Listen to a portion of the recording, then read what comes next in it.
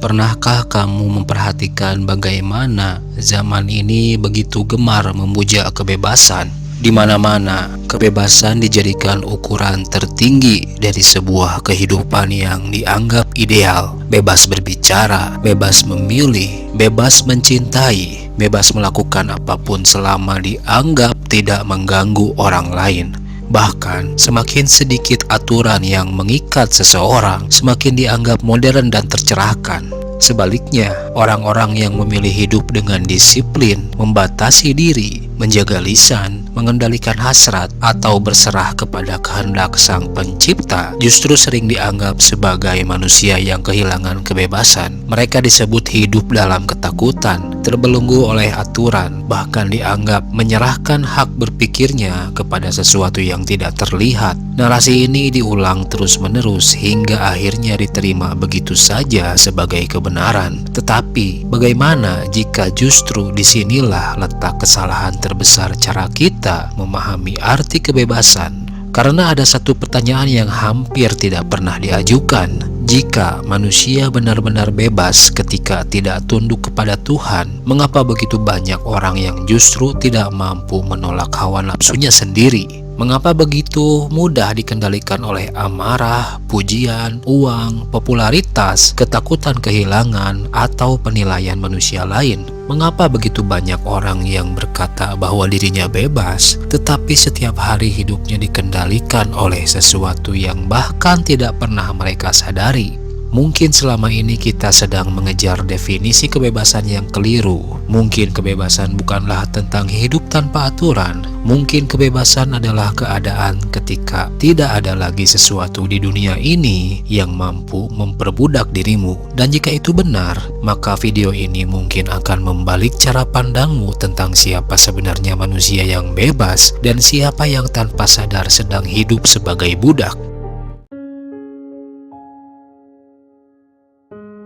Ada sebuah anggapan yang begitu populer di zaman modern bahwa manusia dapat hidup sepenuhnya bebas tanpa tunduk kepada siapapun dan tanpa diatur oleh siapapun. Gagasan ini terdengar indah, bahkan terasa membebaskan. Ia memberikan kesan bahwa manusia adalah makhluk yang sepenuhnya berdaulat atas dirinya sendiri, mampu menentukan arah hidup tanpa campur tangan siapapun. Namun, jika kita mengamati kehidupan yang lebih jujur, kita akan menemukan sesuatu yang sangat menarik. Tidak ada manusia yang benar-benar hidup tanpa tunduk kepada sesuatu. Bahkan orang yang paling keras menolak segala bentuk otoritas pun tetap memiliki sesuatu yang ia patuhi. Ada yang hidup demi uang hingga seluruh keputusan hidupnya ditentukan oleh angka di rekening. Ada yang hidup demi pengakuan hingga suasana hatinya bergantung pada komentar orang lain. Ada yang begitu mengejar kebebasan, tetapi justru tidak mampu menolak dorongan emosinya sendiri. Mereka mengira sedang memimpin hidupnya, padahal diam-diam sedang dipimpin oleh sesuatu yang tidak pernah mereka pilih secara sadar. Maka mungkin pertanyaan terbesar bukanlah apakah manusia akan tunduk, melainkan kepada apa sebenarnya manusia itu tunduk. Disinilah letak paradoks yang jarang disadari. Banyak orang menganggap bahwa menundukkan diri kepada Tuhan berarti kehilangan kebebasan, padahal mereka lupa bahwa ketika seseorang menolak suatu bentuk ketundukan, ia hampir selalu jatuh ke dalam bentuk ketundukan yang lain. Sejarah manusia dipenuhi contoh tentang orang-orang yang menolak nilai-nilai spiritual demi menjadi bebas, tetapi akhirnya menjadi tawanan kekuasaan, ketenaran, ideologi, kenikmatan, bahkan dirinya sendiri. Mereka mungkin tidak lagi berlutut dalam doa, tetapi mereka berlutut di hadapan ambisi yang tidak pernah kenyang. Mereka mungkin berkata bahwa dirinya tidak mau diatur oleh aturan ilahi, tetapi setiap hari mereka diatur oleh tren yang berganti setiap musim, oleh standar sosial yang terus berubah, oleh algoritma yang menentukan apa yang harus mereka sukai, dan oleh ego yang selalu meminta lebih. Ironisnya, mereka menyebut semua itu sebagai kebebasan. Padahal jika hidupmu masih dapat dikendalikan oleh pujian, dihancurkan oleh hinaan, dibeli oleh uang, diprovokasi oleh amarah, atau diperbudak oleh keinginan yang tidak pernah selesai, apakah itu benar-benar kebebasan? Ataukah kita hanya sedang mengganti satu tuan dengan tuan yang lain, lalu menamai pergantian itu sebagai kemerdekaan?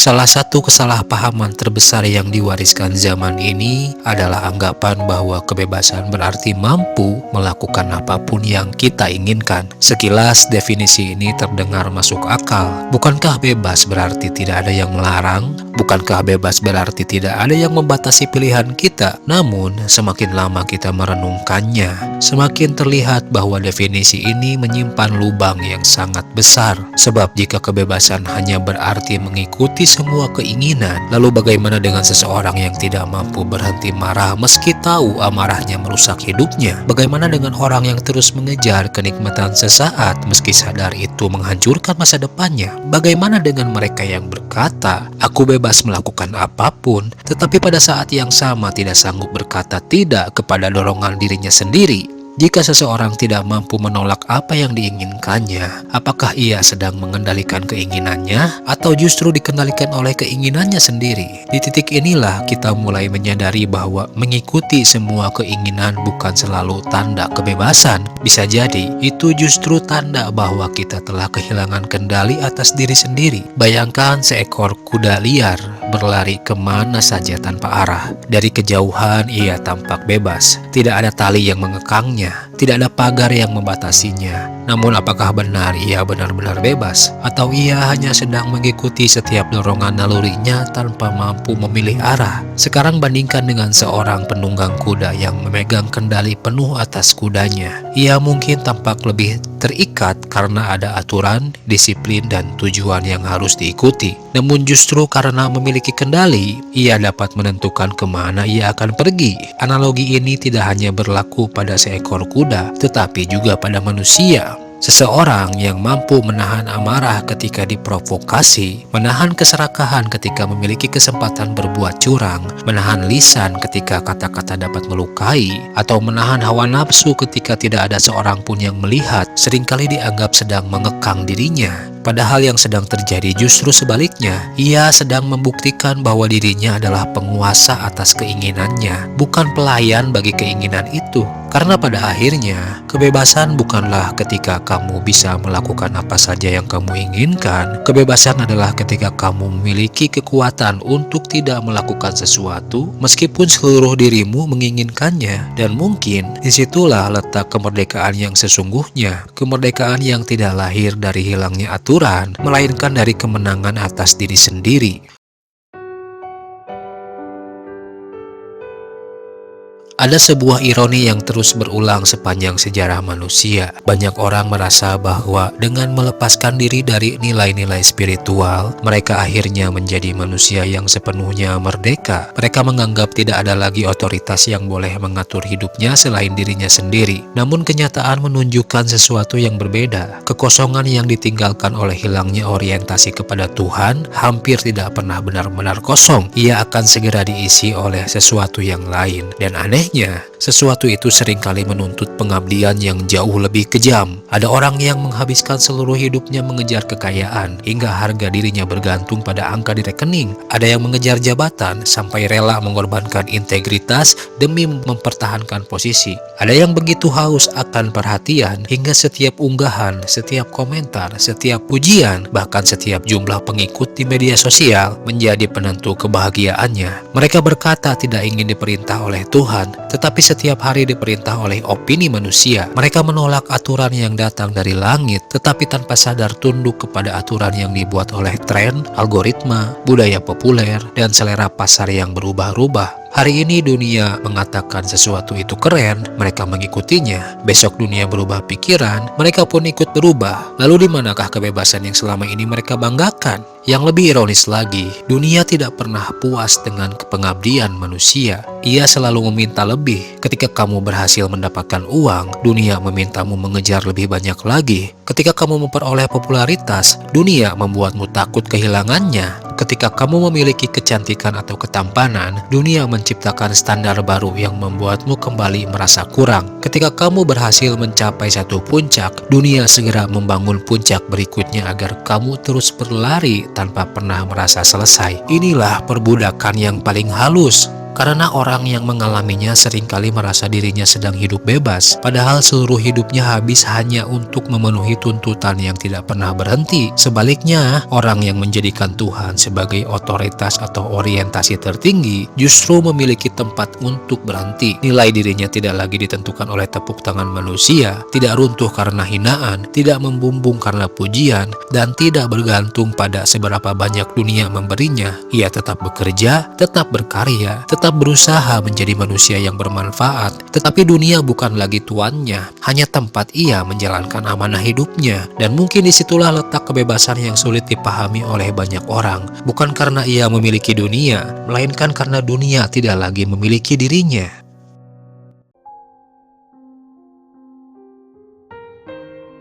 Salah satu tuduhan yang paling sering diarahkan kepada orang-orang yang hidup dengan nilai-nilai ketuhanan adalah bahwa mereka terlalu banyak aturan, terlalu banyak batasan, terlalu banyak larangan, seolah-olah setiap aturan adalah rantai yang mengurangi kemerdekaan manusia. Namun, benarkah semua aturan diciptakan untuk mengekang? Jika demikian, mengapa kita tidak menghapus seluruh lampu lalu lintas? Mengapa seorang pilot justru diwajibkan mengikuti ratusan prosedur sebelum menerbangkan pesawat? Mengapa seorang dokter tidak boleh sembarangan memberikan obat? Mengapa seorang insinyur tidak bebas membangun jembatan sesuka hatinya? Bukankah semakin sedikit aturan berarti semakin bebas? Nyatanya tidak. Justru karena ada aturan, jalan raya menjadi lebih aman, pesawat lebih mungkin mendarat dengan selamat, pasien memiliki peluang hidup yang lebih besar, dan jembatan tidak mudah runtuh. Kita menerima semua aturan itu karena kita memahami bahwa aturan itu bukan musuh kebebasan, melainkan penjaga agar kebebasan tidak berubah menjadi kekacauan. Anehnya, logika yang begitu mudah kita terima dalam hampir semua aspek kehidupan, tiba-tiba kita tolak ketika pembicaraan menyentuh hubungan manusia dengan Tuhan. Tiba-tiba aturan dianggap sebagai penjara, bukan sebagai petunjuk, padahal mungkin persoalannya bukan pada keberadaan aturan, melainkan karena kita belum memahami tujuan dari aturan itu sendiri.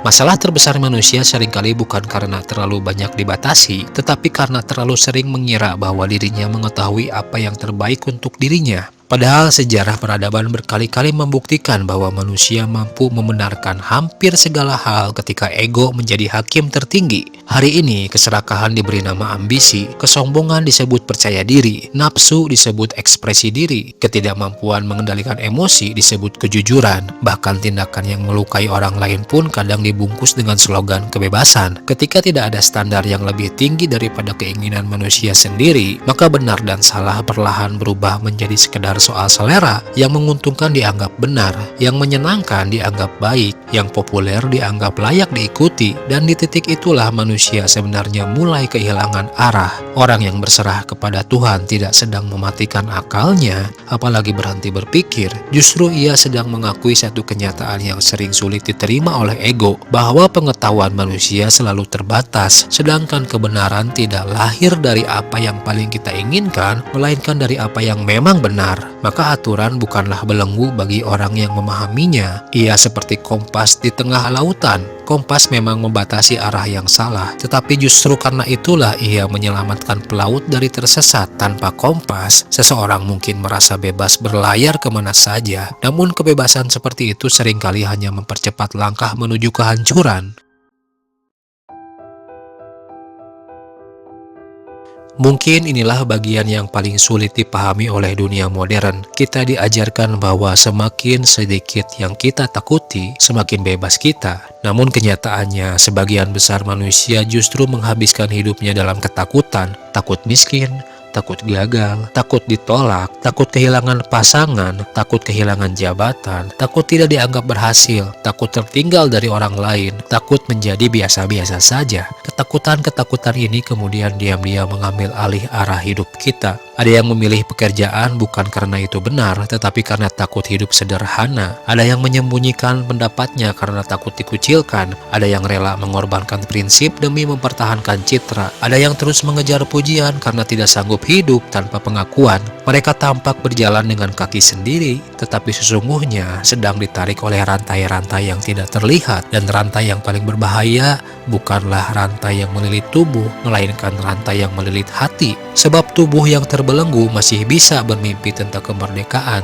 tetapi hati yang telah diperbudak seringkali bahkan tidak sadar bahwa dirinya sedang dijajah. Disinilah makna berserah diri menemukan kedalamannya. Berserah bukan berarti berhenti berpikir, bukan menyerah pada keadaan, bukan pula mematikan akal sehat. Berserah adalah meletakkan pusat kehidupan pada sesuatu yang tidak berubah ketika dunia terus berubah.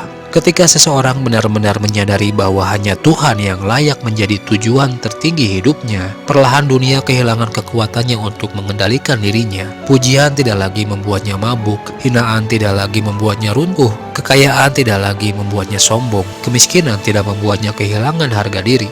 Jabatan tidak mengubah prinsipnya, dan kehilangan jabatan tidak menghancurkan jiwanya. Ia tetap mencintai dunia, tetapi tidak lagi menggantungkan makna hidup kepada dunia. Ia tetap bekerja keras, tetapi bukan karena diperbudak oleh ambisi. Ia tetap mengejar ilmu, membangun keluarga, berkarya, dan memberi manfaat. Tetapi semua itu tidak lagi menjadi sesembahan yang menentukan nilai dirinya. Inilah bentuk kebebasan yang tidak dapat dibeli oleh uang, tidak dapat diberikan oleh negara, tidak dapat dijanjikan oleh ideologi, dan tidak dapat dirampas oleh siapapun, karena kebebasan itu lahir dari dalam hati yang telah menemukan kepada siapa ia benar-benar harus tunduk.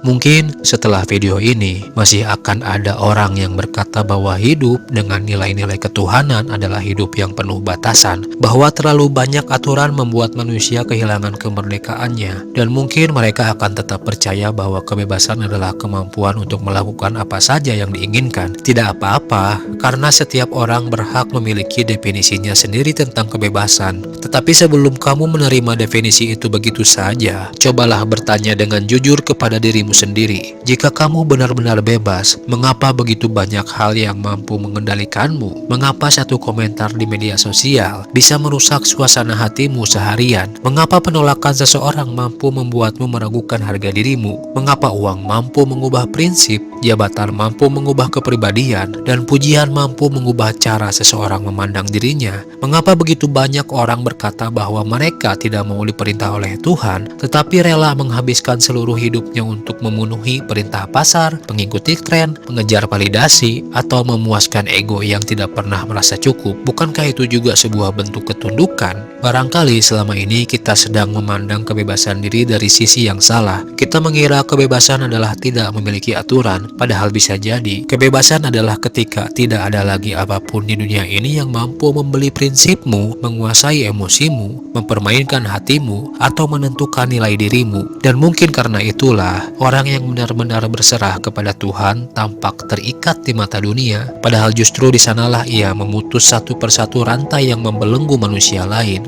Ia tidak lagi hidup demi tepuk tangan, tidak lagi berjalan karena tekanan, tidak lagi menentukan arah hanya berdasarkan nafsu dan ketakutan. Ia memilih tunduk kepada yang maha tinggi, sehingga tidak perlu lagi berlutut kepada apapun yang lebih rendah. Karena pada akhirnya, manusia memang tidak diciptakan untuk hidup tanpa ketundukan. Manusia hanya diberi satu pilihan, kepada siapa ia akan menyerahkan dirinya. Dan mungkin kebebasan yang sesungguhnya bukanlah ketika kamu bisa melakukan apa saja yang kamu inginkan, melainkan karena tidak ada lagi selain Tuhan yang mampu menguasai dirimu.